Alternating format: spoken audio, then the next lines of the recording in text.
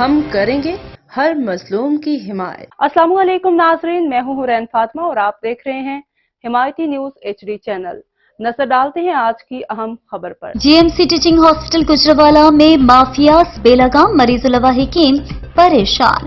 Chief pharmacist اور purchase of medicine surgical pharmacist کی نااہلی کے باعث ہاسپٹل کی ٹراما فارمیسی میں RIG ویکسین، کنٹراسٹ انجیکشن اور دیگر ہائی رسک ادویات کا فقدان۔ ایوننگ اور نائٹ شفٹ فارماسسٹ کا ڈیوٹی سے غائب رہنا معمول بن گیا۔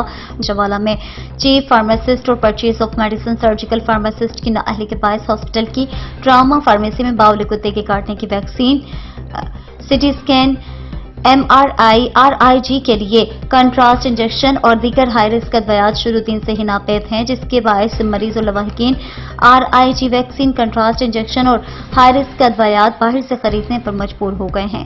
مریض اللاواحقین کا کہنا ہے کہ ایوننگ اور نائٹ فارماسسٹ کا ڈیوٹی سے غائب رہنا معمول بن گیا۔ مزید خبروں اور اپ ڈیٹ سے باخبر رہنے کے لیے دیکھتے رہیں حمایتی نیوز HD چینل۔